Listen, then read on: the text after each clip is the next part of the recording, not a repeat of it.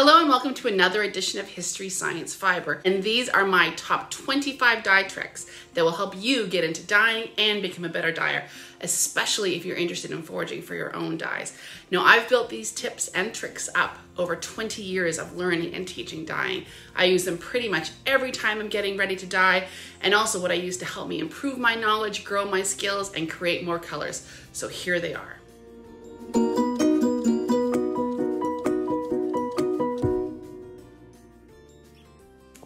Number one, online resources, specifically mining social media for inspiration and information. Hunt through natural dye groups on social media like Facebook and see what colors people are getting. For example, there are dye groups on Facebook with thousands of members posting their photos and their experiments, processes, and results with different kinds of dye material all the time. Groups like Natural Dyeing, Natural Dyes, and Mushroom and Lichen Dyers United. So don't be afraid to join these groups. Just scroll through and see what piques your interest. See what results people have gotten before, the successes and the failures. Also, when you find something interesting, go through the comments where people share their own experiences and advice with the dye materials. Now, the flip side of that is you should also be contributing to the knowledge as well in these groups. So don't forget to post your experiments and results, both what worked and what didn't work, and let other dyers help you. Number two, check out local workshops run through museums, nature clubs, community centers, shops that sell textile supplies. There might be more going on around you than you realize. People have been dyeing modernly since at least the 1980s, and a lot of older dyers have a wealth of knowledge but might not be active online. Number three, when I'm soaking my pre-mordanted fiber leading up to dyeing with it, I always soak the iron mordanted fiber separately from the alum mordanted fiber. I also make sure to give the iron mordanted fiber a really good long rinse. Iron can quite easily contaminate the colors you're wanting from the alum mordanted fiber and darken them or reduce the brightness of the dye uptake. I usually do this by simply soaking the yarns in separate jars. Number four, temperature bridges. Be gentle with your fiber and your dye materials. Be sure to heat your fiber slowly and cool your fiber slowly. For example, I usually leave the fiber to cool overnight. Shocking your fiber with big temperature shifts can make it extremely sticky and difficult to work with as it keeps felting up. Number five, temperature range. Also do some research into what temperature ranges work best for the material you're working with. For example, alkanet, which is a root that gives delicious purples, doesn't work well above 60 degrees Celsius or 140 degrees Fahrenheit, while madder likes temperatures in the 80s range or 176 Fahrenheit range to really pop. So set your temperature by what works best with the material you're using. But in general, don't let your fiber or dye materials boil. This can destroy or denature your dye pigments and is generally tough on wool fibers. Number six, if you're going to be experimenting a lot, think about buying wool in larger amounts, mordant whole skeins, and then separate it off into smaller hanks in the same size. So for example, I mordant a big skein with alum, I then cut it into a bunch of 20-meter or 65-foot lengths, tie them off, and then they're ready to go in a bag. This means I can come home with something new to try and have my results in a lot less time. Number seven, you can pick up a lot secondhand. Use Facebook Marketplace, garage sales, but try not to use enamel canning pots as the enamel inevitably chips, revealing the iron pot beneath, which can affect your colors. Stick with aluminum pots or steel. My pots are aluminum. I know some people don't recommend steel, but I haven't had an issue, and if that's all you can find, I say go for it. Number eight, yarn equipment. Invest in a Swift and a ball winder if you can, especially the Swift. These tools help make your life a lot easier when tackling different projects with yarn. Number nine, invest in a dehydrator if you want to get more into the mushroom side. Mushroom drying and storage is a lot easier and a lot less slimy with a dehydrator. Number 10, invest in some key books, field guides for foraging, and dye books for the dye process. I usually have a plant, lichen, and mushroom field guides in my car and my dye books at home for reference. It's hard to advise on what field guides will work best for your area, so if you have a local nature club, I would check with them. Number 11, don't be afraid of the chemistry. Get a good book and dive in. Helping understand some basics here will help you become a better dyer and fill in some knowledge gaps. It will also help streamline getting the best colors and eliminate many of the issues that plague new dyers, including how to narrow down which variables and choices are going to help get you the colors you want. Number 12, color fastness. Now, color fastness relates to how stable and permanent a dye is. Some dyes are great at withstanding the fading effects of sunshine, weather elements, and repeated washings, and just the march of time. But others are less so. So I think only dyeing with those materials that are color fast is limiting, though, when it comes to the joy and exploration of dyeing.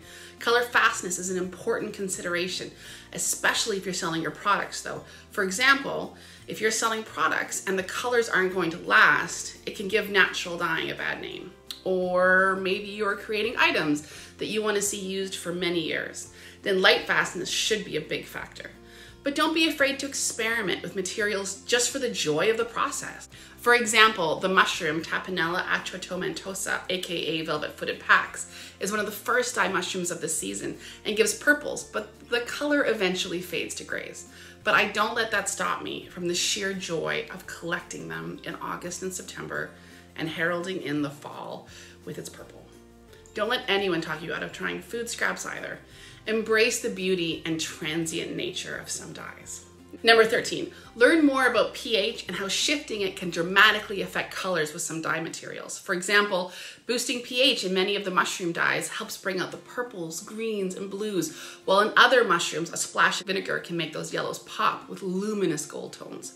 Number 14, don't be afraid to experiment. If you start getting into some of the double boiler method of jars within a pot, you can do a few experiments at the same time using the same temperatures, and it's not really that much more work. I find keeping some pre-Mordanting skeins ready in my kitchen along with some basic equipment helps me to run a dye experiment quickly and can often combine that while making dinner or lunch. Number 15, you need different processes if you're dyeing animal fibers like wool or mohair versus dyeing with plant matter like linen, cotton, or nettle. Generally, plant fibers require a few more components in the dye process. Most of my channels will because that's what I like to weave and knit with. Number 16, by the same token, don't be afraid of the biology either. Check out volunteer and/or nonprofit nature clubs in your area. There are many people who don't use social media or even do much online who have a wealth of knowledge and lead monthly nature walks or clubs that have monthly talks in the evening. This is a great way to learn about the mushrooms, lichens, and plants in your area. Number 17, become aware of foraging regulations and laws for your region. Figure out where you can legally forage and where you cannot. Respect those laws. Ask permission as needed.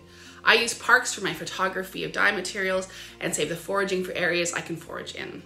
Also, try not to head out alone, take a friend, and treat forage as seriously as you would a hike in terms of safety and preparation. Number 18, lean into the seasonality of dyeing. There are things to find in every season, from the roots and flowers of spring to the seeds of summer, from the mushrooms of autumn to the more mushrooms and tree bark of winter. There's always something out there to make color with. Number 19, you don't need to head into the wilderness to find color. As long as there are dandelions poking out of the sidewalk, roadside stitches to explore, you'll be surprised what can grow in urban and rural areas, especially in some of the most disturbed habitats. Number 20, you can also grow your own dye plants in pots, planters, and gardens. I realize this is not an option for everyone, but it can be another fun way to explore an interesting aspect of this hobby. Number 21, dyeing is a great hobby to take up if you have children at home. I love so many aspects of working with fiber, from knitting to spinning to weaving, and it all took a massive hit when I became a mom. The idea of trying to find time to sit on my couch to knit or weave on a loom just wasn't working. But dyeing, you can do it standing up in your kitchen while also making fish sticks at the same time. It also gets you out and about with your kids in some fun areas. And as you generally move more slowly as you forage anyway, the speed can work well for little kids. Also, kids are generally closer to the ground, so they're more likely to see things you might miss. So put them to work. My children are 3, 5, and 7 in age, and I do more dyeing now and more consistently than I ever did before they arrived. Also, foraging for dyeing has helped give me some needed inspiration on places to take them on hikes, go on nature walks to learn more, and even helping me make the colors at home. Just please be careful to teach your children that these things are not for eating. Number 22, make sure you store everything safely so children cannot get into it. I have my mordant and other chemicals up high in my workshop. I use childproof containers as much as I can. I also make sure to talk to my kids about pointing out mushrooms and not picking them until we've had a chance to identify it. Number 23, There are 3 rules of wild harvesting or ethical wildcrafting. Learn them and please follow them. These are A, don't kill something when you can just take a part. B, don't take more than you need. And C, don't ever take more than the population can stand. Number 24. I think sometimes foraging in general can get a bad rap, whether it's for dyeing or for food. But I think that's because we need a paradigm shift. Right now we live in cities which either have condos or parks. What if, in addition to the parks and new urban food garden movement, we also had wild spaces where people could forage? We're encouraged to forage in. I think this might help connect more people to the beauty of nature. I think this could help foster conscientious nature stewards. Number 25, have fun and don't be afraid to gift your own naturally dyed yarn to friends and family who do fiber arts. These are amazing gifts that represent your time, effort, and love. That's it for now. Hope it was useful. Feel free to like and subscribe for more videos on exploring foraging and natural dyeing.